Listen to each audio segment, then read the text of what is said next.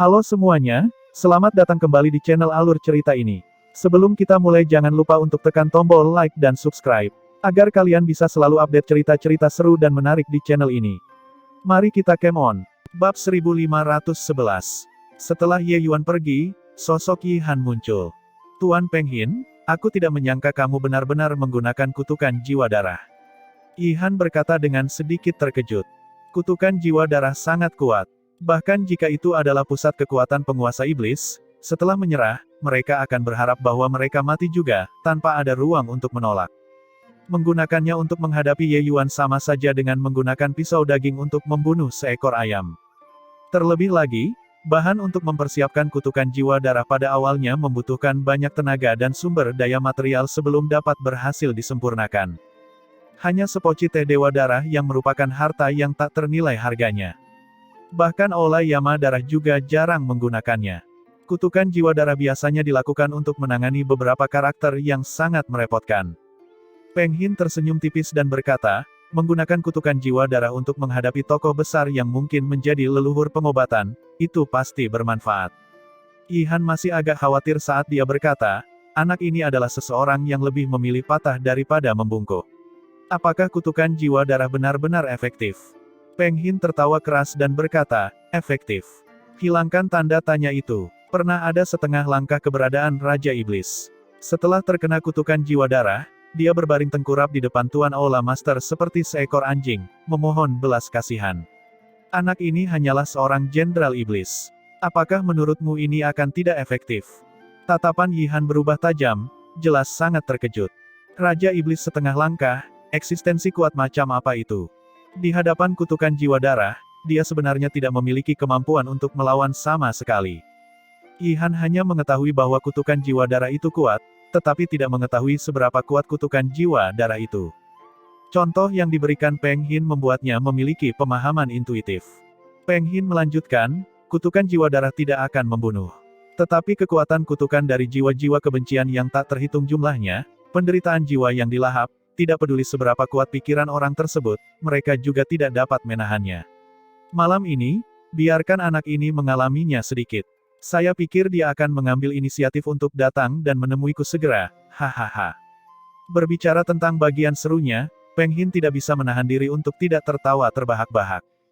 Untuk Aula Yama darah dapat merekrut seorang jenius alkimia yang dapat memicu melodi surgawi dao besar, bagaimana mungkin Peng Hin tidak bahagia? Tapi, apakah dia tahu kalau kita sedang mempermainkannya? Yi Han bertanya. Meskipun anak ini keras kepala dan susah diatur, dia luar biasa pintar. Selama dia terkena kutukan jiwa darah, dia akan tahu bahwa itu pasti ada hubungannya dengan kita, kata Peng Hin. Saat itu di malam hari, Ye Yuan terus bermeditasi dan melakukan visualisasi di depan gunung bentangan surga kecil, menyimpulkan metode kultivasi tingkat ketiga kanon kekacauan bentangan surga. Tiba-tiba, mutiara penekan jiwa di lautan kesadarannya bergerak dengan aneh. Memang datang. Bajingan tua itu menganggap dirinya pintar, tapi dia tidak tahu kalau itu menjadi hadiah istimewa untuk lelaki tua ini. Tanpa debu tertawa dingin, mutiara penekan jiwa keluar dari lautan kesadaran Ye Yuan tanpa suara dan melayang di atas kepalanya. Mutiara penekan jiwa memancarkan sinar cahaya merah tua, tampak sangat aneh.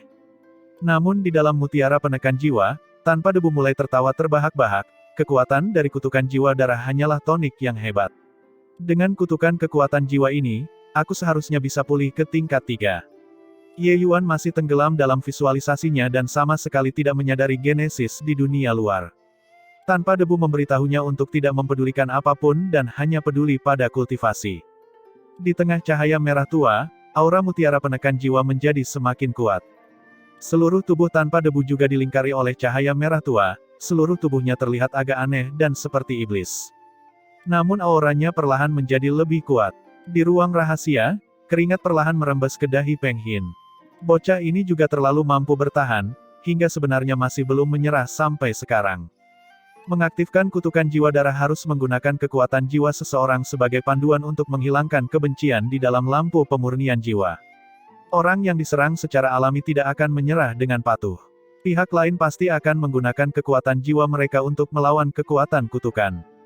Ketika pihak lain benar-benar menyerah untuk melawan, Peng Hin akan jauh lebih santai dan tidak perlu mengeluarkan begitu banyak kekuatan jiwa. Peng Hin sama sekali tidak menyangka bahwa Jenderal Iblis kecil yang lemah bisa bertahan begitu lama. Bagaimana dia bisa tahu bahwa lawannya bukanlah Ye Yuan sama sekali, tapi monster tua yang hidup demi kebaikan entah berapa lama. Terlebih lagi, monster tua ini bahkan merupakan musuh bagi kutukan jiwa darah. Tanpa debu saat ini merasa sangat baik. Sementara Ye Yuan saat ini tenggelam dalam menciptakan metode kultivasi dan tidak dapat melepaskan diri. Memang layak menjadi seorang jenius yang mampu memicu melodi surgawi Dao Agung. Tekad ini, kekuatan jiwa ini, bukanlah hal yang seharusnya dimiliki oleh Jenderal Iblis. Peng Hin juga diam-diam memuji.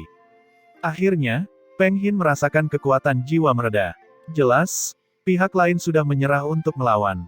Secercah senyuman terlihat di sudut mulut Peng Hin dan dia berkata, meskipun bakatmu luar biasa, di bawah kutukan jiwa darah, kamu hanya bisa tunduk dengan patuh juga. Lupakan saja, aku hanya akan menyiksamu selama 2 jam malam ini. Jika kamu tidak datang besok, aku akan melanjutkannya lagi besok. 2 jam kemudian, Peng Hin menarik tekniknya dengan puas. Dalam pikirannya, setelah Ye Yuan mencapai batas kemampuannya, dia seharusnya terbaring di tanah sekarang, tanpa kekuatan sama sekali. Malam kedua, Peng Hin mengeluarkan upaya raksasa lagi sebelum menyelesaikan Ye Yuan. 5 hari berlalu berturut-turut, bahkan Peng Hin sendiri merasa itu sudah tidak dapat ia gigit lagi. Tapi dia masih tidak melihat Ye Yuan datang untuk menyerah. Tapi Yi Han sudah agak cemas dan berkata kepada Peng Hin, "Tuan Peng Hin, mungkinkah anak ini memainkan suatu tipuan dan tidak terkena kutukan jiwa darah sama sekali?" Wajah Peng Hin menunduk dan dia berkata, "Omong kosong. Orang tua ini memperhatikannya meminum teh dewa darah dengan mata kepalaku sendiri. Mungkinkah Jenderal Iblis kecil yang lemah bisa bermain sulap di hadapanku?" Yi Han memikirkannya dan juga merasa itu tidak terlalu mungkin. Tapi Jenderal Iblis yang sangat kecil sebenarnya mampu bertahan selama 5 hari. Hal ini membuat mereka berdua merasa sangat aneh. Aku tidak bermaksud begitu. Maksudku adalah, tidak perlu mengatakannya lagi. Anak laki-laki ini dapat memicu Dao Agung, dia tidak dapat dinilai dengan akal sehat sejak awal. Malam ini, aku akan meningkatkan kekuatan kutukan jiwa darah, beritahu dia apa yang sebenarnya disebut menyiksa sampai dia berharap dia mati. Aku tidak percaya dia masih belum bisa menyerah, kata Peng Hin dengan suara dingin. Namun di dalam ruang mutiara penekan jiwa, tanpa debu terlihat puas. Menyerap kutukan kekuatan jiwa beberapa malam ini sudah membuatnya pulih ke kondisi tingkat 3. Guiyun, keuntungan tidak bisa aku ambil sendiri. Hari ini, giliranmu. Kekuatan kutukan ini juga merupakan tonik yang hebat bagimu. Suatu malam seharusnya cukup bagimu untuk menerobos ke bintang 3. Tanpa debu berkata sambil tertawa lebar. Kekuatan Guiyun telah lama mencapai puncak bintang 2. Sekarang, dengan bantuan tanpa debu, menerobos ke bintang 3 adalah sesuatu yang bisa terjadi tanpa usaha ekstra.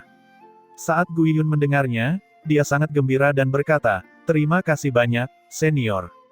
Tanpa debu tersenyum dan berkata, "Persiapkan dirimu, serang bintang 3." 1 malam penuh berlalu, bahkan dengan kekuatan jiwa Peng Hin, dia agak kewalahan juga. Tapi justru karena inilah dia semakin yakin dengan prospek Ye Yuan. Seorang jenius dengan harapan untuk mencapai tingkatan leluhur pengobatan tentu saja luar biasa. Pagi hari kedua, Ye Yuan keluar dari ruang prasasti penekan dunia. "Master," Guiyun membungkuk pada Ye Yuan dan berkata. Mata Ye Yuan berbinar dan dia berkata dengan terkejut, "Kamu berhasil menerobos." Guiyun juga tersenyum dan berkata, "Semua berkat senior tanpa debu. Tadi malam, aku meminjam kekuatan kutukan dan berhasil menembus bintang 3. Ye Yuan tertawa terbahak-bahak saat mendengar itu dan berkata, "Orang tua ini benar-benar memberi kita hadiah besar. Ini waktunya untuk pergi dan menyerah. Kalau tidak, kakek tua itu mungkin akan jadi gila." Di depan Peng Hin, ekspresi Ye Yuan tampak lelah, kulitnya pucat, sepertinya dia menderita penyakit serius. Melihat keadaan Ye Yuan, dia sangat puas. Tentu saja, dia juga tidak lebih baik dari Ye Yuan. Dia hampir diperas oleh 2 orang tanpa debu dan Guiyun beberapa hari ini. Meskipun kekuatan jiwa Peng Hin kuat, ia tidak dapat menahan mutiara penekan jiwa, ekstraksi harta roh empir tingkat ini. Senior Peng Hin, masalah yang kamu katakan beberapa hari yang lalu, aku sudah mempertimbangkannya. Saya telah memutuskan untuk bergabung dengan Aulai Yamadara. kata Ye Yuan. Hahaha, dia yang memahami zaman adalah orang bijak. Adik Yuan Ye, pencapaian masa depanmu tidak terbayangkan. Bergabung dengan Aula Yamadara kami benar-benar merupakan pilihan yang tepat. Perjalanan ini, saya akan memasuki alam mistik bersama kalian semua. Setelah kamu keluar dari alam mistik, aku akan membawamu langsung ke kota kekaisaran. Kata Peng Hin sambil tertawa. Senior, aturlah sesuai keinginanmu. Ye Yuan saat ini tampaknya kehilangan semua keunggulannya dan menjadi sangat patuh. Lagi pula, hanya melakukan suatu tindakan tidak membutuhkan usaha yang besar. Selama kamu bahagia, Peng Hin hanya mewakili ketua Aula Yamadara anggrek terkemuka untuk datang dan menaklukkan Ye Yuan. Dia benar-benar tidak berani menyinggung perasaan terlalu banyak. Ye Yuan pasti akan menjadi eksistensi yang berkuasa atas dirinya di masa depan. Menyinggung sekarang, akan sulit untuk menghindari perhitungan di masa depan. Sebaliknya, dia bahkan harus memikirkan cara untuk menghilangkan ketidakbahagiaan di hati Ye Yuan untuk jangka waktu tertentu di masa mendatang. Kalau tidak, jika Ye Yuan menumpuknya di masa depan, itu akan buruk. Selain itu, menjalin hubungan dengan orang jenius juga memberikan bantuan yang luar biasa baginya. Oleh karena itu, itulah sebabnya dia memanggil Ye Yuan sebagai adiknya lagi dan lagi, terdengar sangat ramah. Hahaha, adik Yuan Ye, aku benar-benar minta maaf. Memang benar bahwa ketua Aula menyukai bakat. Tapi kami juga tahu bahwa kamu tidak akan menyerah begitu saja, itu sebabnya kami membuat rencana ini. Yakinlah, selama kamu bergabung dengan Aula Yamadara, insiden beberapa hari ini pasti tidak akan terjadi lagi. Kata-kata Peng Hin mengandung maksud yang memikat. Tapi Ye Yuan tidak menghargainya sama sekali dan berkata dengan ekspresi tidak senang, senior terlalu baik, Yuan Ye tidak berani. Katanya dia tidak berani, tapi ekspresi itu adalah wajah yang tidak senang. Peng Hin diam-diam mengutuk dan berkata sambil tertawa, "Oh, adik, jangan berekspresi seperti ini. Kuali obat ini, kakak, telah menggunakannya selama 10.000 tahun. Saat ini kamu seharusnya belum memiliki kuali obat yang nyaman kan? Kakak laki-laki akan memberikannya padamu." Sebuah kuali obat kecil muncul di telapak tangan Peng Hin, kemudian dengan cepat membesar, dan mendarat di tanah. Aura yang sangat dalam memenuhi ruangan. Tatapan Ye Yuan berubah tajam dan dia berkata dengan terkejut, "Mungkinkah ini, harta mistik Raja Iblis?" Melihat ekspresi Ye Yuan, Peng Hin akhirnya menghela nafas lega. Seperti yang diharapkan, bagi apoteker iblis, kuali obat adalah godaan yang tak tertahankan. Menghadiahkan harta mistik Raja Iblis juga merupakan pendarahan besar-besaran bagi Peng Hin. Harta karun mistik adalah eksistensi tingkat tinggi, lebih tinggi daripada artefak Dewa Surgawi. Yang cocok untuk digunakan oleh seniman bela diri alam Raja Ilahi adalah harta mistik Raja Ilahi. Benda-benda yang cocok untuk digunakan oleh seniman bela diri alam Dewa Surgawi disebut harta mistik Dewa Surgawi, dan seterusnya.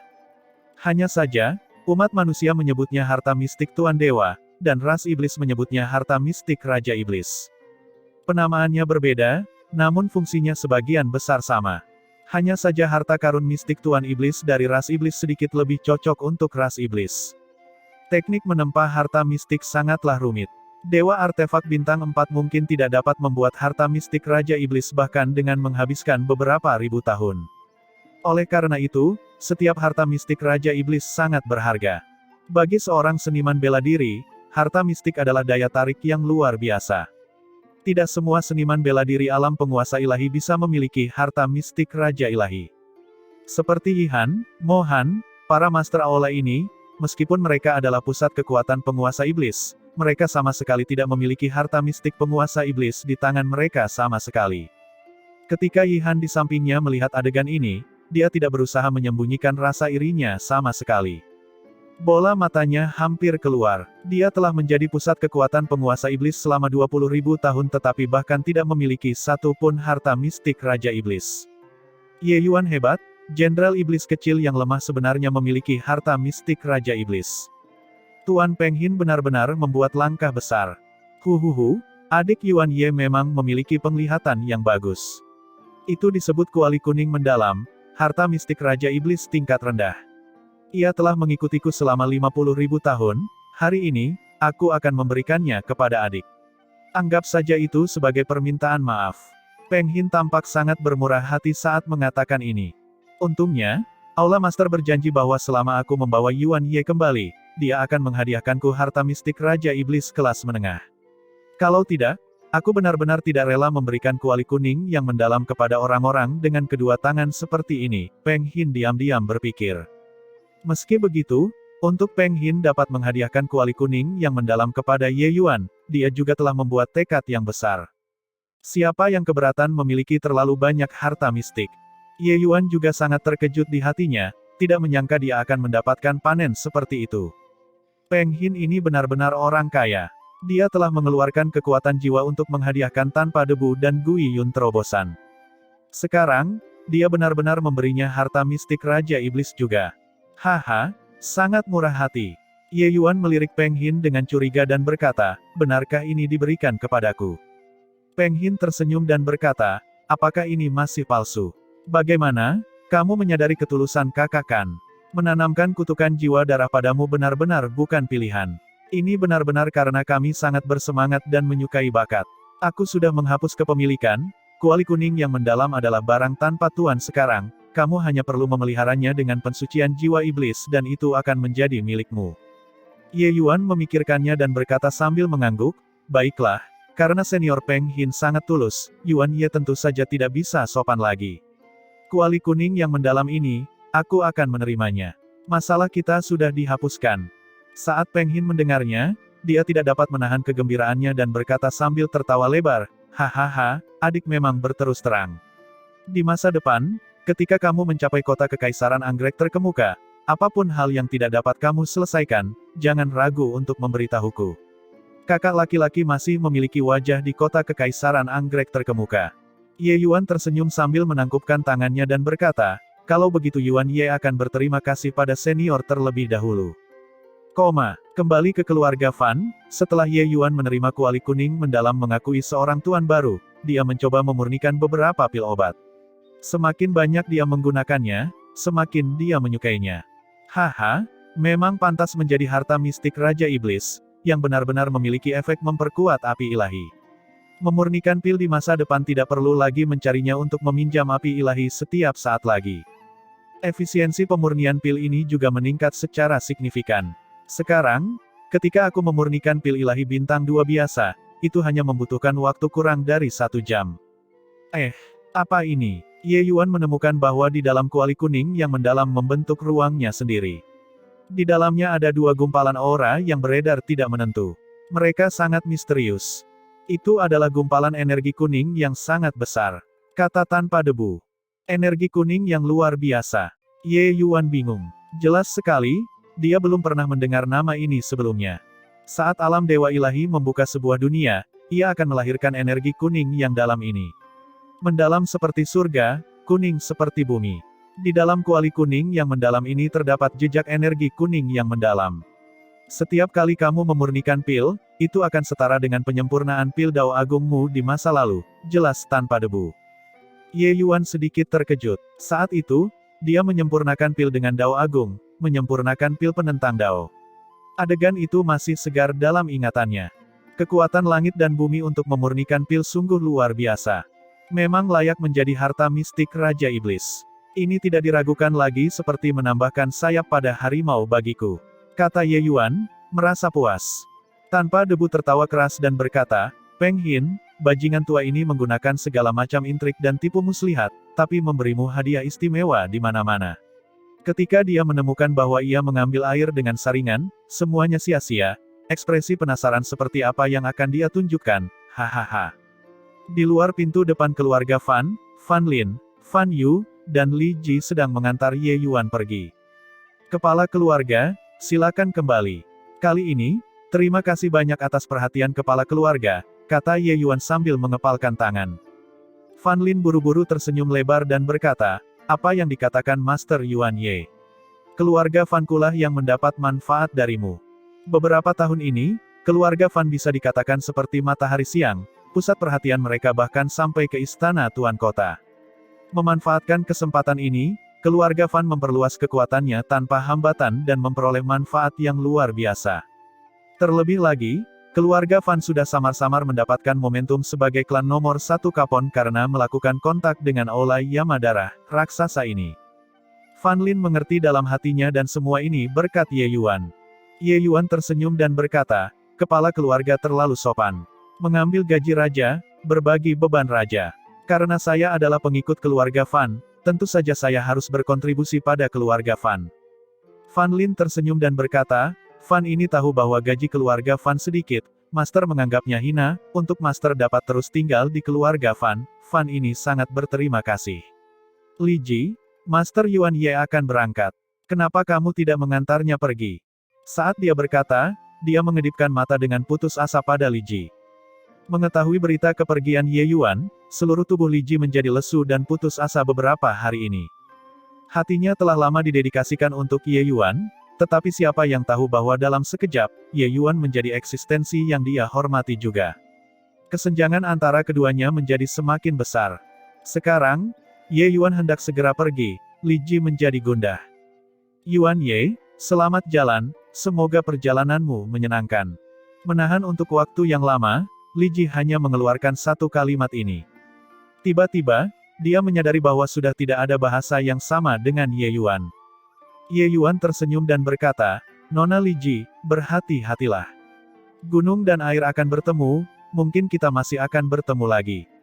Baiklah, ini sudah larut, Yuan Ye akan pergi.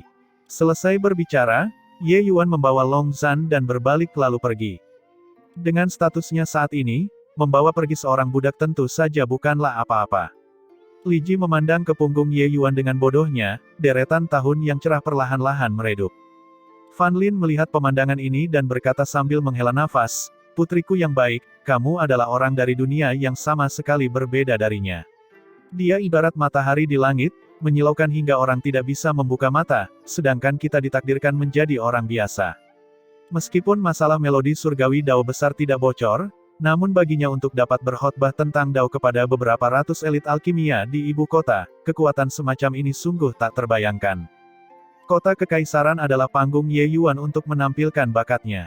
Hahaha, adik Yuan Ye sebenarnya tidak membawa gadis itu dari keluarga Fan, sangat mengejutkan. Melihat Ye Yuan, Peng Hin menyambutnya sambil tertawa lebar. Peng Hin secara alami mengetahui hubungan ambigu antara Li Ji dan Ye Yuan. Dia bahkan mengira Ye Yuan akan membawa serta Li Ji. Bagaimanapun juga, gadis kecil itu memang memikat. Hahaha, bagi saya, kultivasi adalah hal yang paling penting. Yang lain hanya akan mengalihkan perhatianku, kata Ye Yuan dengan dingin. Peng Hin terkejut secara diam-diam ketika dia mendengarnya, untuk Ye Yuan bisa mencapai prestasi seperti itu di usia muda, yang dia andalkan bukan hanya bakat. Menurut pemahamannya, Ye Yuan memang mengasingkan diri sepanjang tahun. Sebagian besar waktu digunakan untuk berkultivasi. Hahaha, adik benar-benar membuatku berkeringat karena malu. Pantas saja adik bisa meraih prestasi seperti itu di usia muda. Ye Yuan tersenyum. Tiba-tiba, dia menyadari bahwa pakaian Peng Hin agak aneh. Itu adalah pakaian seorang pelayan. Selanjutnya, Peng Hin menyembunyikan auranya.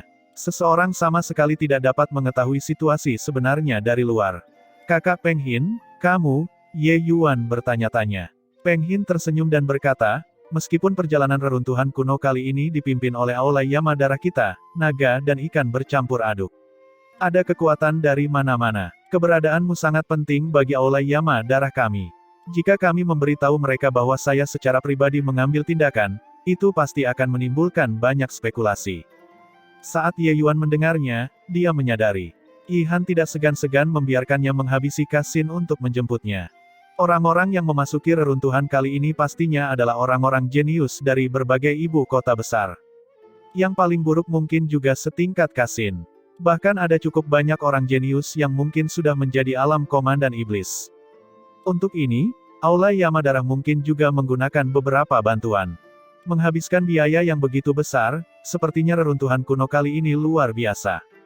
Ye Yuan menganggukkan kepalanya dan berkata, ayo pergi. Long Zhan, kamu pergi ke kota kekaisaran dulu dan bantu aku membersihkan sedikit. Long Zhan membungkuk dan berkata, ya Tuan. Long Zhan saat ini telah berhasil menembus kemacetan dan menjadi pusat kekuatan dewa asal. Ye Yuan tentu saja tidak akan membiarkan Long Zhan benar-benar pergi ke kota kekaisaran anggrek terkemuka. Kata-kata ini hanya untuk menenangkan pikiran Peng Hin. Dia sudah menginstruksikan Long Zhan untuk mengambil jalan memutar ke kota hujan pasang di tengah jalan dan menunggunya. Ye Yuan akan pergi dan menemuinya setelah menyingkirkan Peng Hin dan Yi Han, dua masalah ini. Benar saja, ketika Peng Hin mendengar kata-kata Ye Yuan, dia terlihat lega. Long Zhan hanyalah seorang budak, dia tentu saja tidak akan memperhatikannya. Yang penting adalah sikap Ye Yuan.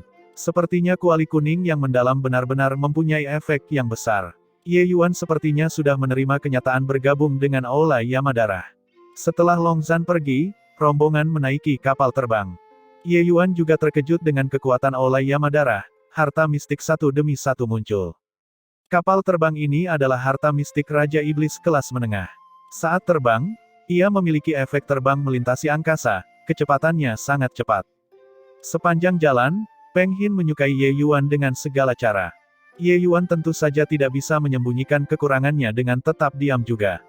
Sesekali memberi petunjuk pada Peng Hin bisa membuatnya bahagia selama setengah hari. Walaupun tingkat kekuatan Peng Hin tinggi, namun dalam hal kekokohan keterampilan dasar, Ye Yuan melemparkannya lebih dari 10 jalan ke belakang. Begitu saja, ketiga orang tersebut menaiki kapal terbang tersebut selama lebih dari setengah bulan sebelum sampai di tempat reruntuhan itu berada. Reruntuhan tersebut berada di dekat kota jejak cahaya di sisi barat kota Kekaisaran Anggrek terkemuka. Tanggalnya semakin dekat, para elit dari berbagai ibu kota besar pun bergegas berangkat. Ketika ketiga orang itu tiba di sekitar reruntuhan, sekelompok besar orang sudah berkumpul di sini. Kedatangan ketiga orang tersebut tidak menimbulkan kegaduhan yang terlalu besar. Ye Yuan melirik sekilas, tatapannya tiba-tiba berhenti pada sekelompok orang di tengah. 6 pemuda, tatapan tajam, aura luar biasa. Sekali melihat dan jelas mereka ahli yang sangat kuat. Tampaknya merasakan tatapan Ye Yuan, keenam orang itu secara kolektif memandang ke arah Ye Yuan. Tapi setelah mereka mengetahui bahwa Ye Yuan hanyalah seorang alam jenderal iblis yang sudah mencapai penyelesaian akhir, mereka langsung kehilangan minat dan mereka semua segera berpaling. Keenam orang itu semuanya adalah komandan iblis peringkat awal. Jelas sekali, kekuatan mereka sangat kuat. Persepsi yang tajam. Saya hanya melirik sekilas dan mereka memperhatikan saya. Ye Yuan diam-diam terkejut. 6 orang itu dinobatkan sebagai 6 putra anggrek terkemuka. Kekuatan mereka meremehkan semua orang di kalangan generasi muda kota Kekaisaran Anggrek terkemuka. Mereka sama seperti Kasin, semuanya membunuh untuk keluar dari tumpukan zombie dan lautan darah. Tapi mereka lebih kuat dari Kasin, kata Yi Han. Ye Yuan mengangguk dan berkata, jadi begitu. Sumber daya kota Kekaisaran memang tidak bisa dibandingkan dengan ibu kota. Meskipun Kasin tangguh, ketika ditempatkan di kota Kekaisaran, itu tidak cukup untuk dilihat. Saat ini, ada sekitar 1 hingga 200 pemuda jenius yang hadir. Masing-masing dari orang-orang ini tidak kalah dengan Kasin. Yo, bukankah ini Yuan Ye kita? Hahaha, jenius alkimia dan juga jenius seni bela diri. Itu benar-benar membuat orang mengaguminya. Phoenix Biru, jika kamu bertemu Master Yuan Ye, kamu harus menyambutnya dengan baik. Mohan langsung menghalangi jalan ketiga orang itu. Di sampingnya bahkan ada seorang anak muda dengan mata cerah dan fitur halus. Ye Yuan mengamati Phoenix Biru sebentar dan menyadari bahwa tatapan orang ini dalam dan sangat tenang. Jelas sekali, dia bukanlah orang yang sederhana. Alis Yi Han berkerut dan dia berkata sambil mendengus dingin, Mohan, apa maksudmu? Mata Mohan menyipit dan dia berkata sambil tersenyum, tidak ada maksudnya, Master Yuan Ye memberi saya muka, jadi saya harus memberi sedikit kembali. Bukankah begitu? Terhadap Ye Yuan, Mohan saat ini sangat kesal. Dia sudah menjadi lelucon para Master Aula-Aula Yamadara saat ini. Namun, dia tidak bisa melakukan apapun pada Ye Yuan sama sekali. Mohan tidak bodoh. Dia tahu bahwa Ye Yuan pasti akan mendapat perhatian besar dari markas besar. Lagi pula, seorang jenius alkimia yang mampu memicu melodi surgawi dao besar sangatlah jarang. Namun sebelum ini, dia masih harus mendapatkan kembali sedikit keunggulan. Kalau tidak, akan sulit menghilangkan kebencian di hatinya. Berita tentang Peng Hin datang mencari Ye Yuan, hanya Yi Han saja yang tahu. Sekarang, Peng Hin mengubah penampilannya dan menyembunyikan auranya. Diikuti oleh Yi Han, dia terlihat seperti seorang pelayan tua. Mohan tidak mengenalinya sama sekali. Ye Yuan menatap Mohan sekilas dan berkata dengan dingin, trik apapun yang ada, silakan kamu gunakan. Tapi Mohan menyeringai dan berkata, Heh, masih sombong seperti biasa. Yang dipertandingkan di dalam reruntuhan ini bukanlah alkimia, melainkan seni bela diri. Apakah menurutmu dengan memenangkan Kasin, orang lemah seperti itu, kamu tidak terkalahkan di bawah langit? Bahkan jika kamu seorang jenius, jika kamu binasa di dalam reruntuhan, maka kamu bukan lagi seorang jenius. Kata-kata ini merupakan ancaman yang terang-terangan. Aula Master Mohan sungguh menakjubkan. Kamu bahkan berani bersekongkol melawan orang yang diinginkan kantor pusat. Sebuah suara menggelegar memasuki matanya. Alis Mohan berkerut ketika dia mendengarnya dan baru saja akan lepas kendali. Tiba-tiba, dia menemukan nyala api biru pucat menari-nari di ujung jari lelaki tua di belakang Yihan itu. Tatapannya berubah tajam, langsung mengenali nyala api ini. Api biru pucat ini disebut api surgawi biru, api ilahi dari tetua Peng Hin dari aula pengobatan iblis di kota kekaisaran. Guncangan ini tidak berarti kecil. Orang tua ini sebenarnya adalah penatua Peng Hin yang datang sendiri. Mohan panik dan baru saja akan membungkuk ketika Peng Hin mengirimkan suaranya sekali lagi. Diam, bagus kalau kamu tahu. Perjalanan orang tua ini bersifat rahasia. Jika kamu berani mengatakannya, berhati-hatilah dengan kehidupan kecilmu. Selain itu, kamu sebaiknya memperingatkan orang-orang yang kamu bawa. Jika mereka berani menyentuh Ye Yuan, kamu tahu konsekuensinya. Mohan berkeringat deras, ketakutan hingga jiwanya meninggalkan tubuhnya. Awalnya dia mengira dia bisa meminjam kesempatan reruntuhan kali ini untuk menangani Ye Yuan dengan baik, tapi dia tidak menyangka lantai atas akan bergerak begitu cepat.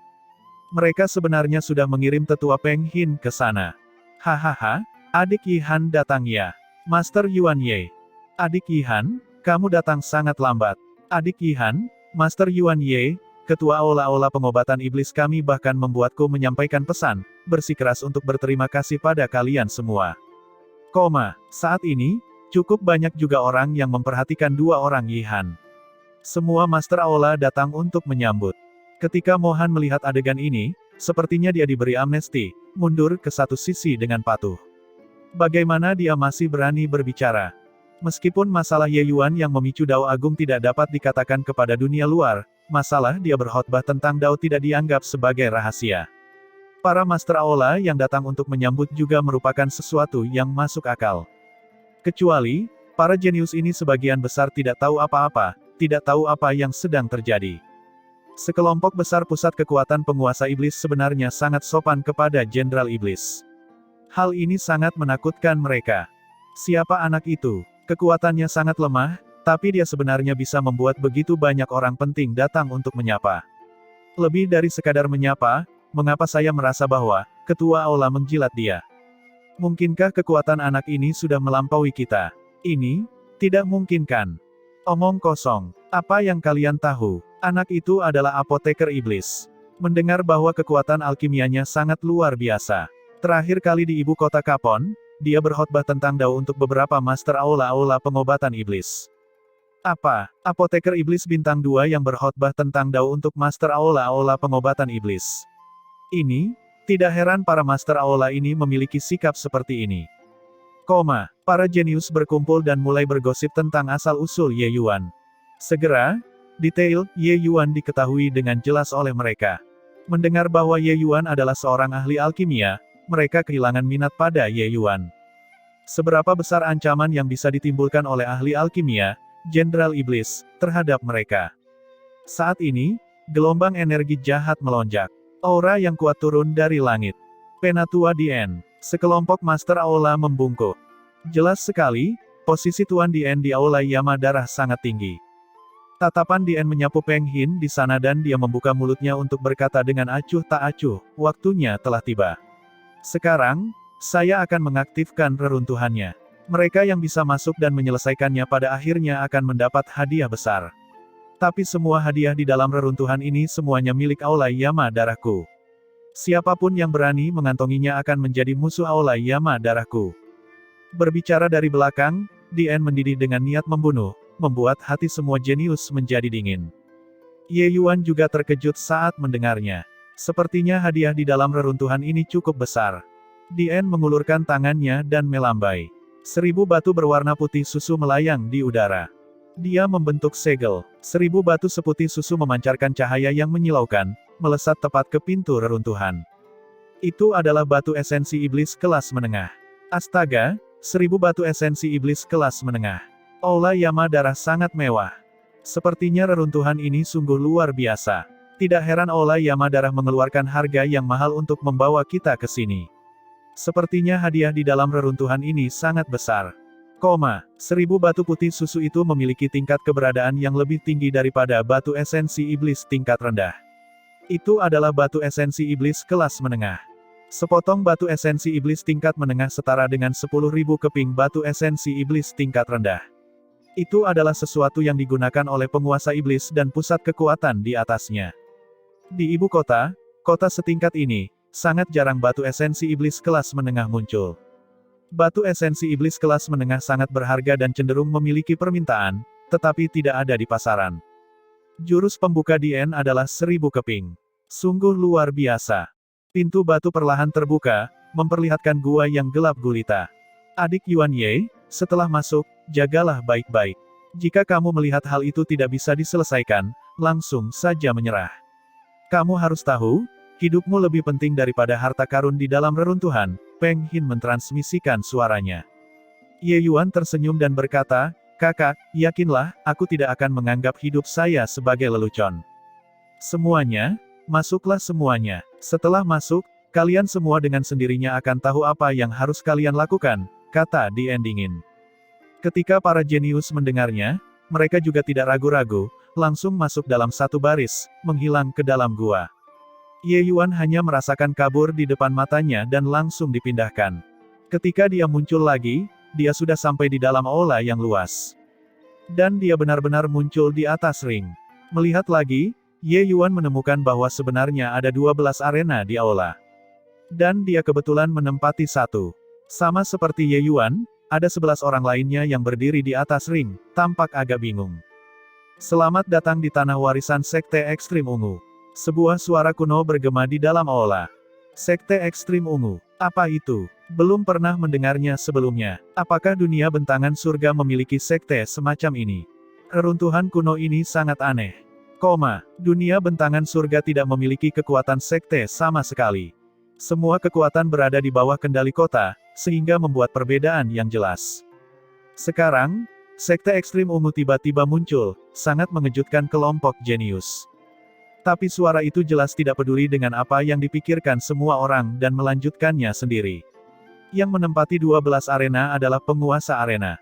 Yang lain masing-masing memiliki satu kesempatan untuk menantang. Yang menang adalah penguasa arena, yang kalah akan tersingkir. Sekarang, kalian semua bisa bebas memilih lawan, 12 orang yang tersisa di atas ring pada akhirnya akan mendapatkan hadiah besar dari Sekte Ekstrim Ungu. Saat suara itu memudar, keributan segera terjadi di aula. Cukup banyak seniman bela diri yang bereaksi dengan sangat cepat, semuanya berebut satu sama lain, terbang menuju ring Ye Yuan. Dalam sekejap, 20 seniman bela diri tiba di ring Ye Yuan. Ketika jumlah orang di ring Ye Yuan mencapai 24 orang, ahli bela diri di belakang sepertinya langsung menabrak tembok. Dia terlempar jauh. Jeritan menyedihkan bergema bersamaan. Melihat pemandangan ini, yang lain diam-diam merasa menyesal dan marah. Jelas sekali, arena Ye Yuan sudah penuh.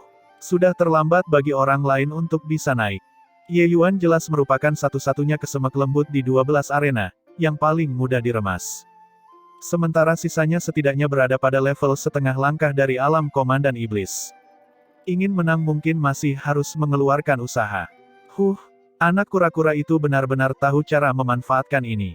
Dalam sekejap mata, mereka memenuhi ring itu. Di bawah arena ada diskusi yang penuh semangat. Jelas sekali, mereka tidak senang dengan situasi saat ini. Sementara saat ini, 6 putra anggrek terkemuka juga masing-masing memilih ring dan perlahan melangkah maju. Ketika semua orang melihat pemandangan ini, satu persatu menyusut saat melihatnya. Di antara orang-orang yang hadir, ada total 8 alam komandan iblis. Kedelapan orang ini memiliki pemahaman diam-diam, masing-masing memilih ring.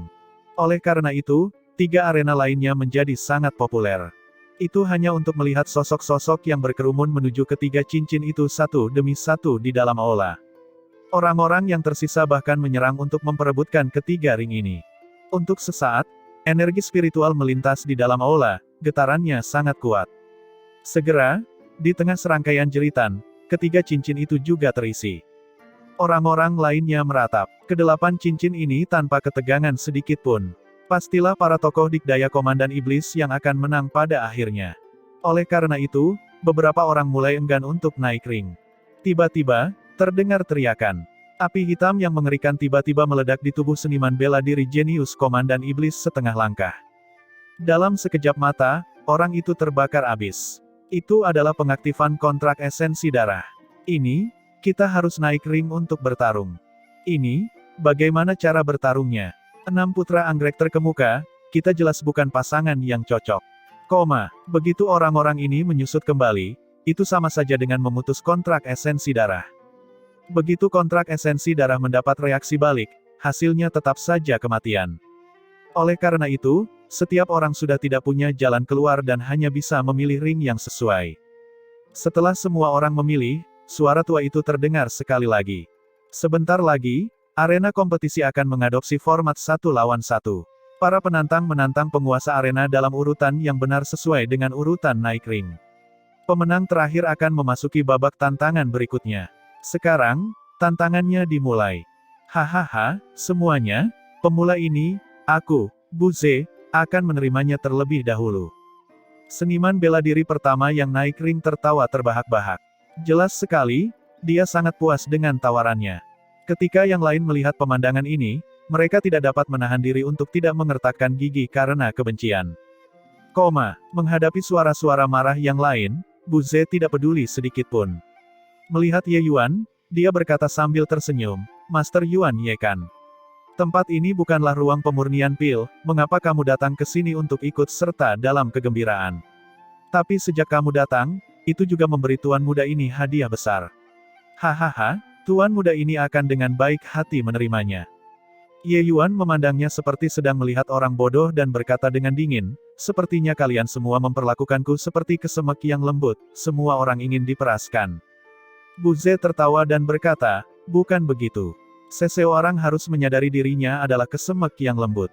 Sudut mulut Ye Yuan sedikit melengkung, dan dia berkata sambil mencibir, apa yang kamu katakan benar sekali, kesemek yang lembut perlu memiliki kesadaran akan kesemek yang lembut. Hahaha, karena kamu sudah memiliki kesadaran, maka... Buze baru saja tertawa terbahak-bahak ketika tiba-tiba dia berteriak, tawa itu tiba-tiba berhenti, langsung terlontar keluar dari ring. Sudah kubilang tantangannya dimulai, tapi kamu masih ingin tertawa, Ye Yuan menggelengkan kepalanya dan berkata sambil menghela nafas. Hahaha, gelombang tawa keras terdengar. Ketika 23 orang yang tersisa melihat adegan ini, mereka semua tertawa terbahak-bahak. Naik ring dan masih ceroboh, memberinya hak untuk langsung tersingkir. Buze merangkak berdiri sambil mendengus, tersipu sampai seluruh wajahnya memerah saat dia menunjuk ke arah Ye Yuan dan melepaskan semburan cacian. Penjahat tercela, benar-benar menyerang secara diam-diam. Jika kamu memiliki kemampuan, mari kita bertarung secara terbuka. Ye Yuan dengan santai meliriknya dan berkata, bodoh. Kamu, siapa yang kamu bilang orang bodoh? Buze berkata dengan marah. Hahaha, gelombang tawa menderu lainnya. Buze marah sampai dia akan meledak. Dia meraung marah dan berkata, nak, aku ingin bertarung lagi. Selesai berbicara, sosok Buze bergerak, melaju kencang menuju ring. Secercah cahaya melintas. Buze langsung terpental terbang jauh. Jelas, ring itu sudah tidak memberinya kesempatan lagi. Berikutnya, Ye Yuan berkata dengan acuh tak acuh. Jenius muda kedua yang naik ring memandang Ye Yuan dengan tatapan simpatik dan berkata dengan nada mengejek, aku tidak akan. Dia ingin mengatakan bahwa dia tidak akan seperti Buze, membuat kesalahan tingkat rendah seperti ini. Tapi dia sama seperti Buze, langsung terbang keluar ring sebelum menyelesaikan kata-katanya.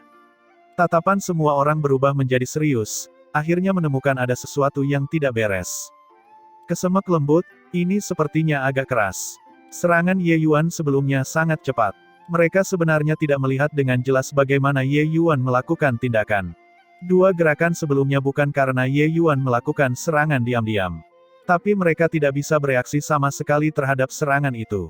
Mereka yang bisa datang ke sini semuanya adalah orang-orang jenius di antara orang-orang jenius, semuanya orang-orang pintar. 2. Jelas bukan suatu kebetulan lagi. Berikutnya.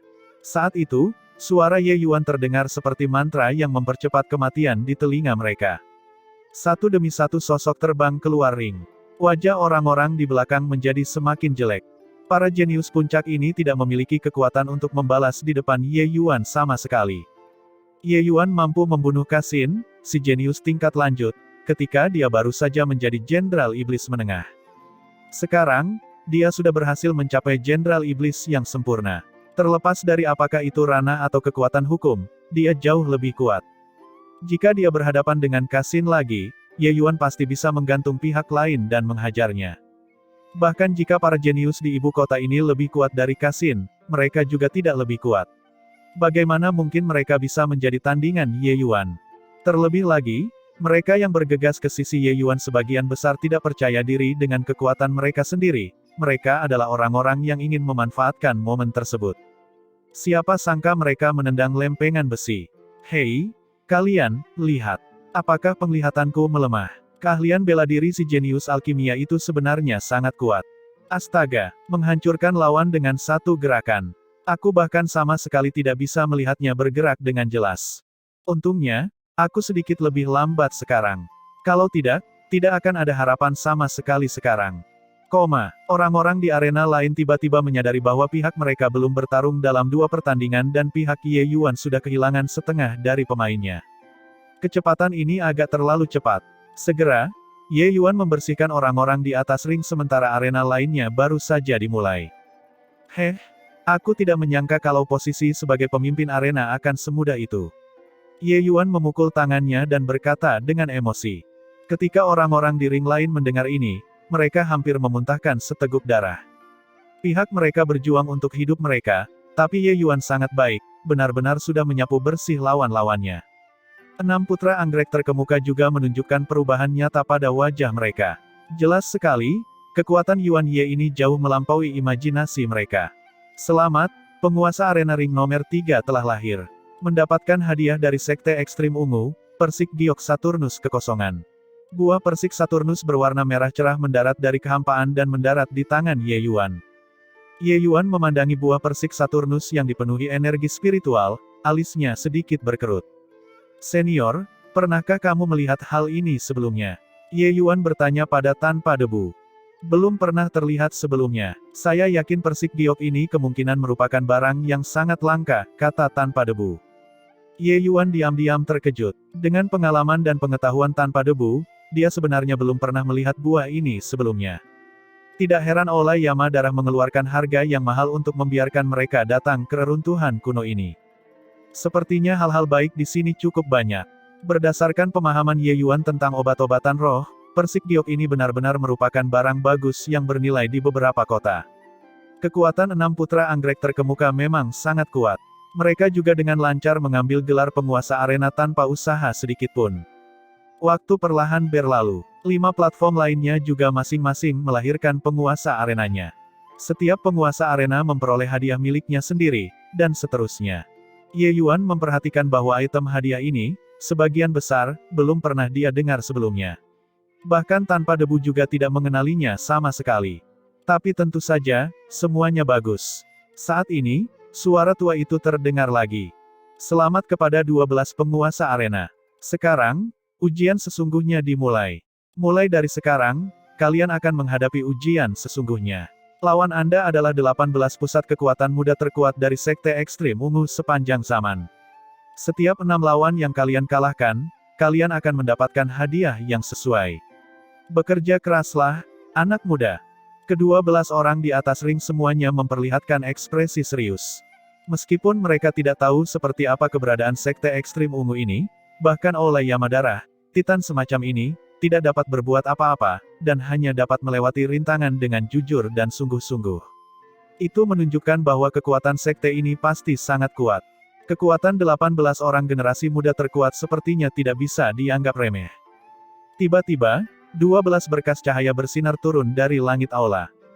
Ye Yuan hanya merasakan kekaburan di depan matanya dan dia dipindahkan ke suatu wilayah ruang spasial lagi. Seberkas cahaya melintas, dan seorang pemuda muncul di depan Ye Yuan. Ye Yuan memperlihatkan ekspresi terkejut. Ini lawannya. Melihat pihak lain, hanya ada darah dan daging, apakah dia masih hidup? Tidak perlu kaget, kita sudah lama berubah menjadi debu. Saat ini, Kami hanyalah proyeksi. Pihak lain sepertinya telah memahami pikiran Ye Yuan dan berkata dengan suara datar. Alis Ye Yuan berkerut dan dia berkata dengan terkejut, proyeksi ini, juga terlalu nyatakan. Terlebih lagi, kamu sebenarnya masih memiliki kesadaran. Proyeksi zaman kuno sebenarnya bisa berkomunikasi dengannya. Pihak lain tersenyum dan berkata, tanah warisan ini memiliki jejak kesadaran ilahi kami, jadi kita secara alami dapat berkomunikasi. Kecepatan kultivasimu sangat cepat. Lebih jauh lagi, usia tulangmu sekitar 100 tahun, kamu mulai berkultivasi dari dunia fana kecil. Untuk benar-benar dapat mencapai ketinggian seperti itu, sungguh luar biasa. Ye Yuan sangat khawatir di dalam hatinya. Detail persisnya benar-benar bisa dilihat oleh pihak lain. Ketika pihak lain melihat ekspresi Ye Yuan, dia berkata, kamu tidak perlu kaget. Saat kamu diangkut ke sini, kamu sudah diperiksa secara menyeluruh oleh tanah warisan. Tidak aneh kalau saya mengetahui hal ini. Ye Yuan menyadari dan berkata, jadi begitu. Pihak lain berkata, saya dipanggil Mei Fang, siapa kamu? Ye Yuan menangkupkan tinjunya dan berkata, aku Ye Yuan. Mei Fang mengangguk dan berkata, bertarung denganmu, aku akan kalah jika tidak hati-hati. Tapi, aku juga tidak punya kendali atas diriku sendiri. Mulailah. Ye Yuan mengangguk dan berkata, tolong. Alis Mei Fang sedikit berkerut dan dia berkata, kamu tidak bergerak. Dia menemukan bahwa Ye Yuan masih berdiri dengan tangan terlipat di belakang punggungnya dan tidak memiliki niat untuk bergerak sama sekali. Ini juga terlalu meremehkan orang. Ye Yuan tersenyum dan berkata, senior seharusnya sudah mendengar sebelumnya, gerak ketukan tak berbentuk. Mata Mei Fang berbinar dan dia tertawa keras dan berkata, bagus, sungguh, anak muda memang harus ditakuti. Lalu aku akan merasakan irama tak berbentukmu. Ini adalah jurus pedang ciptaanku sendiri, sastra 36 pedang, kamu harus berhati-hati. Menghunus pedang kekosongan. Pedang Mei Fang penuh dengan semangat kepahlawanan, luar biasa dan tidak terkendali. Kekuatan hukum telah mencapai surga lapisan ketiga pedang Dao tahap akhir, kekuatannya sangat menakutkan. Meskipun dia hanya memiliki kekuatan dewa asal setengah langkah, dia adalah salah satu lawan terkuat yang pernah Ye Yuan temui. Sama halnya dengan alam dewa asal setengah langkah, kekuatan Mei Fang ini 10 kali lebih kuat dari Kasin. Saat itu, Ye Yuan mulai bergerak. Pedang Ye Yuan membawa kekuatan hukum yang sangat aneh dan langsung menghalangi pedang Mei Fang. Tatapan Mei Fang berubah menjadi serius, memperlihatkan ekspresi keheranan yang luar biasa. Jurus pedang Ye Yuan ini tampak biasa saja, namun jurus itu langsung menyerang tempat di mana dia paling rentan. Pedang yang bagus. Pedang ilahi harimau dan naga berkedip melonjak. Mei Fang berteriak, gerakannya berubah. Kekuatan hukum tiba-tiba berubah drastis. Dia mengubah gerakannya dengan cepat, Ye Yuan juga tidak lambat. Yang terlihat hanyalah ujung pedang Ye Yuan yang terbalik, menusuk seperti bayangan yang mengikuti. Ye Yuan tidak tahu bahwa situasi pertempuran 12 orang mereka sedang diproyeksikan di atas ring saat ini. Para seniman bela diri jenius yang tersingkir itu memperhatikan setiap gerakan dan tindakan mereka. Saat pertempuran dimulai, para jenius itu mengeluarkan serangkaian seruan. Divan sangat kuat, benar-benar layak menjadi pemimpin dari 6 putra anggrek terkemuka. Dia hanya menggunakan 10 gerakan untuk menghabisi lawannya. 6 putra anggrek terkemuka adalah 6 putra anggrek terkemuka, terlalu kuat.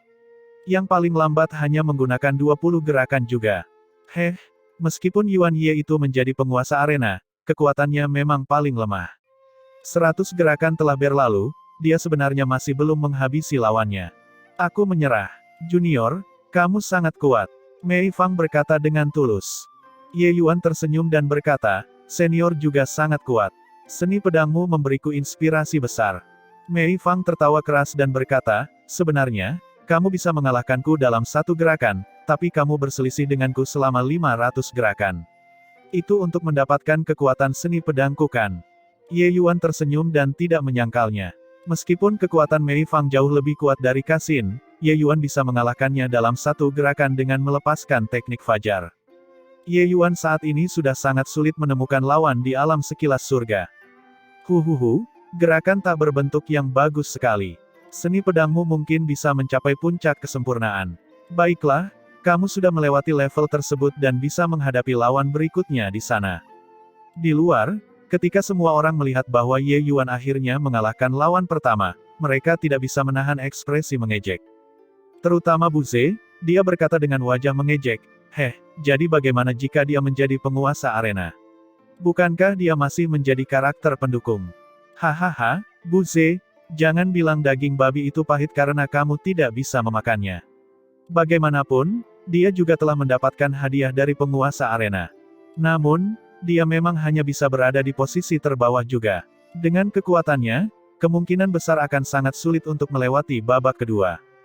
18 orang ini disebut yang terkuat, kelihatannya biasa-biasa saja. Divan sudah mengalahkan 3 orang, menurutku beberapa ratus 6 orang tidaklah sulit.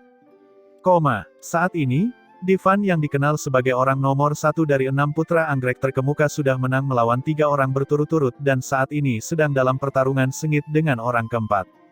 Namun Divan saat ini jelas sudah tidak bisa seperti awalnya, hanya menggunakan 10 jurus untuk mengalahkan lawannya. Lawan mereka semuanya adalah alam komandan iblis setengah langkah. Jelas sekali, Divan dan kelompoknya sudah semakin berusaha keras. Seorang penguasa arena langsung dihancurkan berkeping-keping oleh lawannya. Kerumunan jenius ini terkejut ketakutan.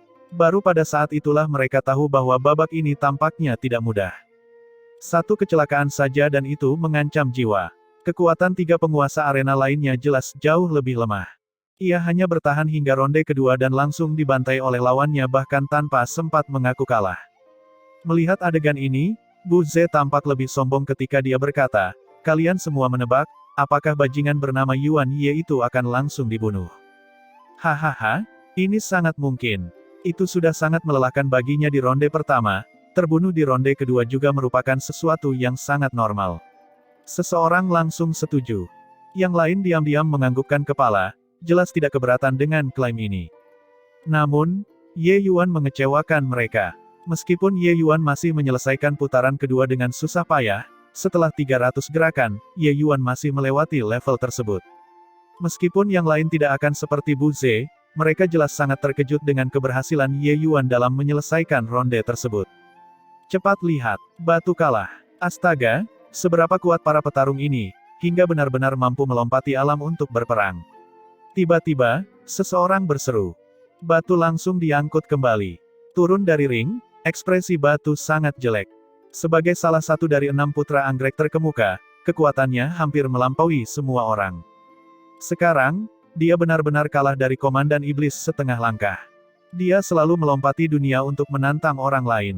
Hari ini, dia sebenarnya dilampaui oleh orang lain. Meskipun ini adalah seorang jenius muda entah sudah berapa tahun yang lalu. Batu, apakah penjaga arena itu benar-benar kuat? Seseorang bertanya dengan gugup. Ketika mereka melihat proyeksi di atas ring, mereka hanya bisa melihat gerakan kedua belah pihak dan bukan hukum yang bergelombang. Sangat sulit untuk memahami situasi sebenarnya. Wajah Batu cemberut saat dia mengangguk dan berkata, sangat kuat. Kekuatan hukum mereka pada dasarnya mencapai surga lapis ketiga tahap akhir, bahkan ranah penyelesaian akhir. Lebih jauh lagi, penerapan hukum mereka setidaknya mencapai titik kesatuan pikiran. Ditambah dengan teknik bela diri mereka yang sangat kuat, kekuatan keseluruhan mereka sangat kuat. Bukan tidak adil kalau aku dikalahkan di tangan mereka. Semua orang menarik napas dingin. Baru pada saat itulah mereka memiliki pemahaman yang jelas tentang kekuatan penjaga ring itu. Tak lama kemudian, ada 2 putra anggrek terkemuka lainnya yang dikalahkan di ronde kelima. Sekarang, di antara mereka yang masih bertahan untuk menyelesaikan level ini, hanya tersisa 4 orang. 3 putra 6 anggrek terkemuka serta Ye Yuan. Kecepatan kemajuan Ye Yuan sangat lambat. Semua orang sudah kehilangan minat. Pandangan semua orang terfokus pada Divan.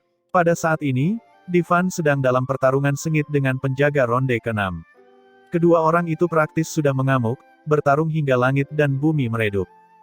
Jika bukan karena melihat dengan mataku sendiri, aku benar-benar tidak berani percaya bahwa sebenarnya ada komandan iblis setengah langkah yang bisa memaksa Divan sedemikian rupa.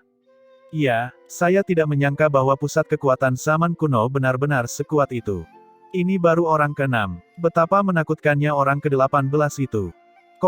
Meskipun tidak ada fluktuasi hukum yang hebat, hanya dengan mengandalkan proyeksi, mereka sudah bisa merasakan intensitas situasi pertempuran. Akhirnya, Divan menemukan celah, meledakkan lawannya dengan satu pukulan. Satu penguasa arena, menyelesaikan ronde ke-6, memperoleh harta mistik Raja Ilahi tingkat rendah. Suara tua itu terdengar sekali lagi. Saat semua orang mendengar, wajah mereka semua menunjukkan tatapan panas yang tak tertandingi. Harta mistik surgawi, yang juga merupakan harta mistik iblis. Itu adalah sesuatu yang hanya dimiliki oleh pusat kekuatan penguasa iblis yang memiliki kualifikasi untuk menggunakannya. Meskipun harta mistik penguasa iblis ini pada akhirnya harus diberikan ke Aula Yamadara, namun Aula Yamadara pasti akan memberikan hadiah yang cukup besar. Dalam proyeksinya, Divan terlihat bangga. Jelas, dia juga sangat lega dan puas dengan mengalahkan penjaga ronde ke-6 ini. Kalian semua lihat, anak itu, anak itu. Tiba-tiba, seseorang berteriak kaget. Batu melihat bahwa Divan memperoleh harta mistik Raja Iblis dan saat ini merasa tidak senang. Saat seseorang berteriak, dia langsung berkata dengan suara yang dalam, membuat keributan yang tidak perlu untuk apa. Anak bernama Yuan Ye itu benar-benar lolos ke ronde ke-5. Orang itu berteriak seolah-olah melihat sesuatu di luar pemahamannya. Wajah Batu menunduk. Melihat ke arah arena nomor 3, dia menemukan bahwa Ye Yuan memang berhasil lolos ke ronde ke-5. Semua orang menjadi pucat karena terkejut. Mereka semua memperhatikan Divan dengan sepenuh hati tetapi tidak menyangka bahwa Ye Yuan benar-benar berhasil lolos hingga ronde ke-5 tanpa menyadarinya. Batu dikalahkan di ronde ke-5. Ye Yuan berhasil mencapai ronde ke-5, bukankah itu berarti dia sudah sangat dekat dengan kekuatannya? Seorang pemula yang bahkan belum mencapai setengah langkah Komandan Iblis sebenarnya memiliki kekuatan yang sama dengannya. Apakah ada kesalahan? Dengan ranah anak ini, bagaimana mungkin dia bisa mencapai babak ke-5? Iya, Batu begitu kuat dan hanya berhasil mencapai ronde ke-5. Saya tidak percaya kekuatannya bahkan lebih kuat dari Batu. Ada sesuatu yang mencurigakan. Pasti ada cerita orang dalam. Lawan Yuan Ye ini pastinya tidak sekuat Batu. Sekelompok orang segera meledak. Mereka tidak dapat menerima wajah ini. Bahkan kekuatan Batu hanya berhasil mencapai ronde ke-5. Apa hak Ye Yuan untuk mencapai ronde ke-5? Dia jelas sangat tegang selama ronde pertama. Mendengar perkataan orang-orang ini, Batu merasa sedikit lebih baik di hatinya dan berkata dengan dingin, tenang, dia pasti tidak bisa melewati ronde ke-5. Tidak ada yang lebih jelas dari Batu tentang kekuatan penjaga ke-5. Jika Ye Yuan bisa melewati ronde ke-5, maka dia benar-benar curiga ada sesuatu yang mencurigakan. Saat ini, Divan sedang beristirahat, bersiap untuk terus menantang. Setelah setiap putaran berlalu, ruang itu secara otomatis akan membantu seniman bela diri memulihkan kekuatannya. Hanya butuh sekitar 1/4 jam dan penantang akan berada pada kondisi puncak. Sementara dua lainnya dari 6 putra anggrek terkemuka saat ini sedang dalam pertempuran sengit dengan penjaga ke-6. Sepertinya itu agak melelahkan. Pada saat ini, kedua putra 6 anggrek terkemuka yang dikalahkan juga diangkut kembali. Melihat Batu sudah dikalahkan, mereka terkejut. Batu, kamu dikalahkan begitu cepat. Salah satu dari mereka bertanya. Kekuatan Batu berada di peringkat tengah di antara sedikit dari mereka. Secara logika, dia tidak akan kalah secepat itu. Batu mengangguk dan berkata, aku terlalu bersemangat untuk menang. Sebuah langkah ceroboh dan aku dikalahkan. Namun, meski aku berusaha lebih keras, itu juga sia-sia, aku tidak bisa melewati ronde ke-6 bagaimanapun caranya. Kedua orang itu menganggukkan kepala, menandakan persetujuan. Tiba-tiba, wajah mereka menunjukkan ekspresi terkejut. Anak ini benar-benar berhasil mencapai babak ke-5. Apakah ada kesalahan? Batu berkata, saya juga tidak bisa memahami kepala dan ekornya. Baru saja, ketika semua orang menyaksikan Divan menyelesaikan ronde ke-6, anak ini berhasil mencapai ronde ke-5 dengan cara yang membingungkan. Kedua orang itu terdiam. Bukankah ini berarti kekuatan Ye Yuan hampir sama dengan mereka? Saat ini, Ye Yuan sudah berhadapan dengan penjaga ronde ke-5. Semua orang menatap arena nomor 3 tanpa mengalihkan pandangan, ingin melihat kemampuan apa yang dimiliki Ye Yuan, untuk benar-benar bisa mencapai babak ke-5. Ye Yuan masih terlihat tidak tergesa-gesa, terlibat pertarungan dengan lawannya. Di bawah serangan sengit lawan, Ye Yuan tampak agak tegang. Tapi Ye Yuan sangat keras kepala. Setiap saat, dia bisa mengubah bahaya menjadi kemudahan. Ada yang salah. Aku ingat ketika anak ini berada di ronde pertama, dia bersikap setengah mati. Kenapa dia masih seperti ini saat berhasil mencapai ronde ke-5? Bu Ze tiba-tiba berkata. Dia terkejut karena pertarungan Ye Yuan saat ini sepertinya tidak ada bedanya dengan saat di ronde pertama. Seolah lawannya tidak menjadi kuat sama sekali. Penemuan ini langsung disadari banyak orang. Iya, dia juga kewalahan di ronde pertama. Setelah 5 hingga 600 gerakan, dia menang tanpa sebab atau alasan. Putaran kedua sepertinya juga seperti ini. Mungkinkah, memang ada sesuatu yang mencurigakan? Omong kosong. Reruntuhan kuno ini, semua orang baru pertama kalinya masuk. Kesepakatan mencurigakan apa yang mungkin terjadi. Saat semua orang berbicara bersamaan, pedang Ye Yuan menembus dada lawannya dengan aneh. Kamu Yuan menang. Aula itu sunyi senyap. Semua orang melihat pemandangan ini dengan tidak percaya. Bagaimana bisa seperti ini? Mungkinkah kekuatan Ye Yuan sudah melampaui 6 putra anggrek terkemuka? Secercah cahaya dingin melintas. Salah satu dari 6 putra anggrek terkemuka, kepalanya langsung terbang keluar, jiwa iblisnya juga hancur berkeping-keping. Sekte ekstrim ungu memperlakukan semua penantang secara setara tanpa diskriminasi. Mereka yang meragukannya akan mati. Suara tua itu terdengar sekali lagi. Hanya saja kali ini suaranya sangat dingin. Semua orang diam seperti jangkrik di musim dingin. Tidak ada lagi yang berani mempertanyakan apakah ada sesuatu yang salah. Namun, bagi Ye Yuan yang berhasil menyelesaikan 5 ronde, mereka masih merasa hasil ini sulit dipercaya. Mereka tidak dapat melihatnya. Menyelesaikan 5 putaran berturut-turut, seni pedang Ye Yuan menjadi semakin tidak menentu. Hanya lawannya yang bisa merasakan kekuatannya dengan jelas. Ye Yuan menyadari bahwa para jenius muda zaman kuno ini benar-benar sangat kuat. Penerapan hukum mereka melampaui imajinasi Ye Yuan. Dari mereka, Ye Yuan belajar banyak hal. Belajar sekarang dan mempraktekkan sekarang, Ye Yuan menemukan bahwa pemahamannya sejajar dengan inferensi. Pemahamannya terhadap hukum tata ruang menjadi semakin dalam. Hukum tata ruang adalah salah satu hukum dengan peringkat tertinggi, dan juga salah satu hukum yang paling sulit dipahami yang diakui secara universal oleh dunia bentangan surga. Hukum tata ruang di dunia bentangan surga berada pada tingkat yang sangat berbeda dengan hukum tata ruang di dunia kecil. Bahkan pusat kekuatan alam dewa asal yang telah mencapai penyelesaian besar tidak dapat terbang. Hal ini menunjukkan adanya banyak masalah. Hanya dengan mencapai setengah langkah alam penguasa ilahi, seseorang dapat menyentuh ambang hukum tata ruang, dan mencapai tujuan pelarian sementara dari sana. Teknik mengejar bulan dan teknik fajar kedua gerakan ini, setelah menggabungkan hukum tata ruang, membuat gerakan pedangnya menjadi tidak menentu, kekuatannya tak terbayangkan. Ini bukan sekedar memahami hukum tata ruang, namun hukum tata ruang yang Ye Yuan pahami melalui dao pedang dapat berintegrasi dengan gerakan pedang Ye Yuan dengan sempurna. Orang tidak akan pernah tahu di mana pedang Ye Yuan akan muncul atau kapan pedang itu akan muncul. Selamat kepada Tuan Arena nomor 3 karena mengalahkan lawan ke-6. Memperoleh harta mistik Raja Ilahi tingkat rendah. Suara ini terdengar, membuat semua orang gemetar. Batu terlihat cemberut dan berkata, jika lawannya tidak memiliki masalah, maka hanya ada satu penjelasan. Saat kata-kata ini keluar, semua orang mengangkat telinga dan mendengarkan dengan penuh perhatian. Batu berhenti sejenak dan berkata, dia benar-benar menyembunyikan kekuatannya. Menyembunyikan kekuatannya, dia jelas merupakan jenderal iblis yang hebat. Bisakah dunia mengilustrasikan sesuatu? Saat aku berada di komandan iblis setengah langkah, aku bisa menggantungmu sepenuhnya dan memukulmu. Batu berkata sambil mencibir dingin. Orang itu tidak mengatakan apapun. Dia tidak dapat menyangkal kata-kata ini.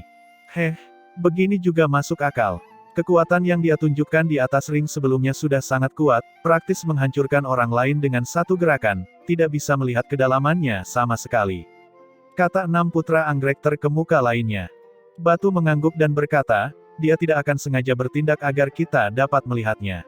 Saya rasa, dia sengaja memperlambat langkahnya. Dia mungkin sedang memahami teknik bela diri para jenius kuno itu. Ini juga terlalu aneh kan?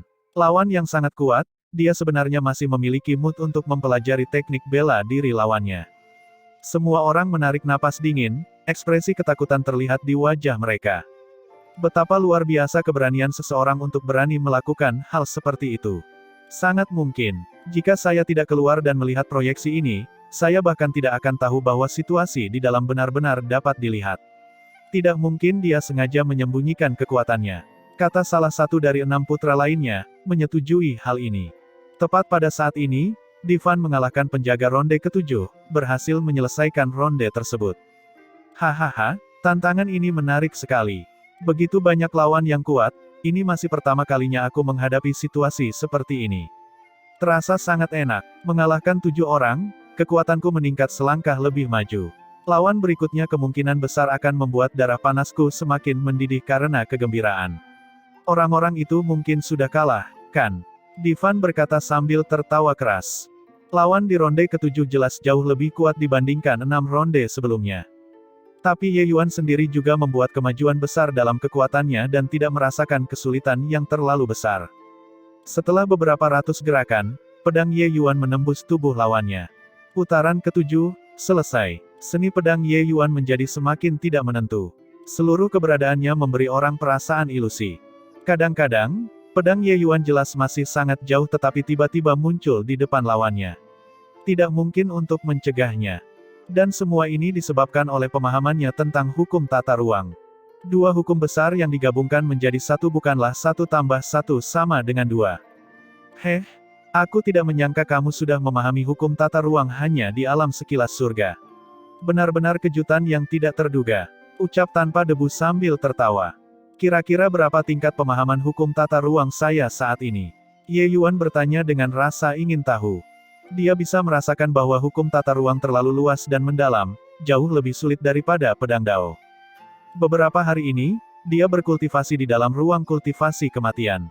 Ditambah dengan pengasingan tertutup kali ini, peningkatannya sudah sangat besar. Namun dia tetap tidak merasakan hambatan hukum. Semakin seperti itu, semakin Ye Yuan merasakan kesulitan hukum tata ruang. Kamu masih pagi. Levelmu saat ini bahkan belum sepenuhnya menyelesaikan hukum tata ruang surga lapis pertama. Kata tanpa debu. Sangat lemah ya, Ye Yuan berkata tanpa berkata-kata. Lemah. Hehe. Saat ini, pemahamanmu terhadap hukum tata ruang sudah lebih kuat daripada sebagian besar dewa setengah langkah. Bahkan jika ia adalah seorang tokoh dikdaya alam penguasa ilahi sejati, ia juga hanya mampu menggunakan hukum tata ruang surga lapis pertama. Hukum tata ruang tidak sesederhana seperti yang kamu kira. Ye Yuan terkejut saat mendengarnya. Dia memahami hukum tata ruang sepenuhnya karena dia menarik kesimpulan secara paralel. Betapa kuatnya hukum ini, dia sama sekali tidak mengerti. Sekarang, mendengar tanpa debu berkata demikian, barulah dia merasakan perasaan intuitif. Di masa lalu, Ye Yuan baru saja menyentuh sedikit. Tapi sekarang, setelah Ye Yuan menjalani masa sulit, peningkatan hukum tata ruang tampaknya menunjukkan tren kemajuan yang pesat. Hukum tata ruang sebenarnya sangat sulit. Ye Yuan berseru sambil menghela nafas. Lebih dari sekedar sulit. Hukum waktu dan hukum tata ruang adalah dua hukum yang paling mendasar. Di seluruh dunia bentangan surga, apalagi kemampuan memahami, bahkan mempelajari dasar-dasarnya juga sangat jarang. Kamu tidak melihat bagaimana pusat kekuatan alam penguasa ilahi itu terbang di langit dan menggali terowongan ke dalam bumi. Sebenarnya mereka sama sekali tidak memahami hukum tata ruang. Mampu mencapai hal ini sepenuhnya karena kekuatan dunia itu sendiri mengandung sebagian hukum tata ruang. Bahkan dengan keunggulan bawaan ini, sebagian besar pusat kekuatan alam penguasa ilahi tidak dapat mempelajari dasar-dasar hukum tata ruang sepanjang hidup mereka juga. Tetapi kamu bahkan sudah membuka pintu ini. Kata tanpa debu. Seperti ini, aku sangat luar biasa. Ye Yuan berkata dengan agak terkejut. Dia benar-benar tidak tahu bahwa hukum tata ruang yang dia pahami sebenarnya sangat hebat. Namun tanpa debu berkata dengan sungguh-sungguh, sangat mengesankan. Namun, saya juga tidak dapat membantumu dengan hukum tata ruang. Seberapa banyak yang dapat kamu pahami akan bergantung pada keberuntunganmu. Ye Yuan menganggukkan kepalanya. Tiba-tiba teringat sesuatu, dia berkata, oh, benar, di dalam prasasti penekan dunia, itu benar-benar dapat mengubah aliran waktu, mungkinkah? Tanpa debu mengangguk dan berkata, itu benar. Saat itu, hutan abadi memahami jejak hukum waktu secara kebetulan. Namun, dia hanya memahami sedikit pengetahuan yang dangkal. Waktu Ye Yuan datang ke dunia bentangan surga juga belum lama. Tapi dia belum pernah mendengar tentang perubahan aliran waktu. Ternyata itu adalah teknik rahasia unik dari hutan abadi surgawi Empyrean. Hanya memahami sedikit pengetahuan dangkal dan dia bisa mengubah rasio aliran waktu 1:10. Jika seseorang benar-benar memahami hukum waktu, betapa mengerikannya hal itu. Ye Yuan merasa takut memikirkannya. Mengumpulkan pikirannya, Ye Yuan terus menyelesaikan ronde, menantang penjaga ke-8. Sementara saat ini, pertarungan Divan dan penjaga ke-8 sudah hampir berakhir. Sekali lagi, Divan meledakkan lawannya dengan sebuah pukulan. Hahaha, luar biasa. Divan dipenuhi luka dan bekas luka, hampir tidak ada bagian yang utuh di tubuh fisiknya. Namun ia tetap membunuh lawannya dan berhasil menyelesaikan ronde tersebut. Ketika dia memulihkan kekuatannya, Divan bergumam pada dirinya sendiri, sayang sekali, pasti tidak bisa melewati ronde ke-9. Tapi pencapaian pertarunganku harusnya menjadi nomor 1 di antara 12 penguasa arena. Kekuatan beberapa orang itu paling banyak hanya bisa mencapai ronde ke-6. Tantangan kali ini menyebabkan peningkatan luar biasa pada kekuatanku. Divan sama sekali tidak menyadari keterkejutan para jenius di dunia luar. Ye Yuan sebenarnya menyelesaikan ronde ke-7 dengan mudah. Saya ingat Divan bertarung sekitar lebih dari 2000 ronde dengan petarung arena ke-7, Yuan Ye ini menyelesaikannya dalam 3 atau 400 gerakan. Ini sungguh tidak terbayangkan, Yuan Ye sebenarnya menyusul dari belakang. Bertanya-tanya seperti apa ekspresi Divan ketika dia keluar dan melihat Yuan Ye. Di tingkat awal, kecepatan penyelesaian Ye Yuan sangat lambat. Ini bisa digambarkan dengan menggunakan kecepatan penyu. Tapi tanpa sadar, Ye Yuan sebenarnya berhasil mengejar kecepatan Divan.